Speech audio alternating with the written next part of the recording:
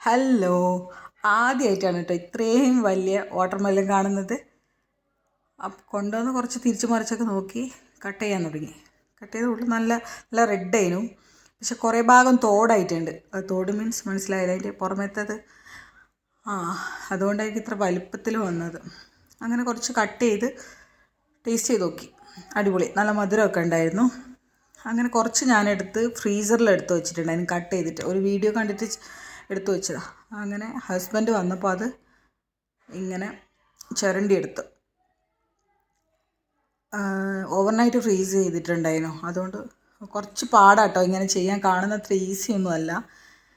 പിന്നെ നമ്മൾ കിൻസയാണ് ഒഴിച്ചത്, ഡയറ്റ് കിൻസയാണ് ഒഴിച്ചത്. മൂപ്പര് ഡയറ്റിലായതുകൊണ്ടാണ് ഡയറ്റ് കിൻസ ഒഴിച്ചത്. നിങ്ങൾക്ക് ഏതാ വേണ്ടതെന്ന് വെച്ചാൽ അത് ഒഴിക്കാം, ഏത് ഒഴിക്കാം. അങ്ങനെ 2 കിൻസ ഒഴിച്ച്. പിന്നെ എടുത്തത് ലെമൺ നന്നായിട്ട് പിഴിഞ്ഞ് വെച്ച്.